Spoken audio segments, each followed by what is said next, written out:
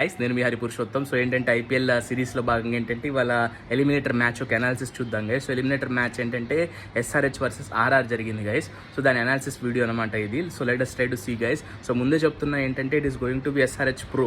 Okay, మీకు SRH pro కాకపోతే కనుక డెఫినెట్లీ వీడియో స్కిప్ చేయండి. బట్ మీరు ఎస్ఆర్హెచ్ ప్రో అయ్యి న్యూట్రల్ ఫ్యాన్ అంటే డెఫినెట్గా చూడండి guys. So there is nothing in దిట్ అనమాట. సో అనాలిసిస్లోకి వెళ్ళిపోదాం గైస్. సో నేను చూస్తే వైభవ్ సూర్యవంశీ చాలా బాగా ఆడాడని చెప్పాలి. 15 years అబ్బాయి ఐపీఎల్ మొత్తంలో ఇప్పటిదాకా జరిగిన దాంట్లో హైయెస్ట్ నెంబర్ ఆఫ్ సిక్సెస్ కొట్టాడంటే ఒక సీజన్లో హ్యాట్స్ ఆఫ్ అనే చెప్పాలి guys. And also Jofra Archer అయినా చాలా బాగా బౌలింగ్ వేశాడు. Super to him also. ఓవరాల్గా ఆర్ఆర్ నేను చాలా బాగా పర్ఫామ్ చేసేదని చెప్పాలి. ధ్రువ్ జోరెల్ కూడా చాలా బాగా ఆడాడు. Hats off to RR guys. Okay, so మనం ఏంటంటే ఒక చిన్న విషయం చెప్దాం అనుకోండి, మీకు చిన్న చెప్దాం అనుకుంటున్నా.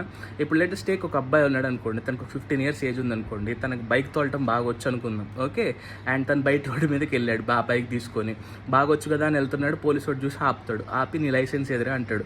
సో లైసెన్స్ లేకపోతే ఏంటంటే తన దగ్గర ఆ కీస్ తీసేసుకొని బైక్ తన దగ్గర పెట్టుకొని నేను పంపించేస్తాడు.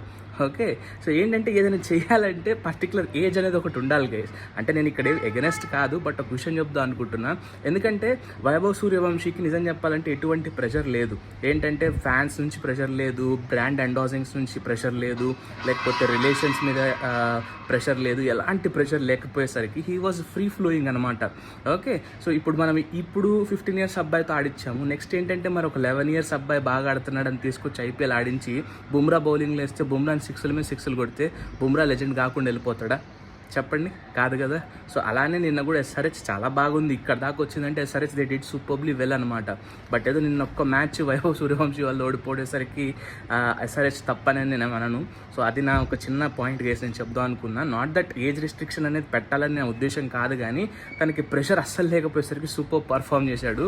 It's on a positive note only guys. So మీరు అదొకటి అర్థం చేసుకోవాలి. సో ఇదొక పాయింట్ అనమాట. సో నిన్న ఎస్ఆర్హెచ్ బ్యాటింగ్ చూసుకుంటే కూడా it was a little collapse అని మనం చెప్పాలి గైస్ నిజంగా. ఎందుకంటే ఇషాంత్ కిషన్ ఒక వరస్ట్ షాట్ అవుట్ అయ్యాడు. ఎందుకంటే ఆ ముందు బాలే కొట్టాడు, 6 పోయింది ఏదో రకంగా దేవుడి దయ వల్ల. బట్ నెక్స్ట్ బాల్ మళ్ళీ ట్రై చేశాడు, అవుట్ అయ్యాడు అనమాట. క్లాస్ అని తొందరగా అవుట్ అయ్యాడు.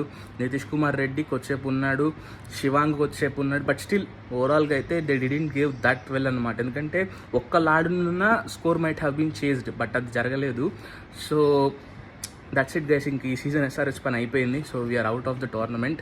So congratulations to Vaibhav Suryavanshi and his team.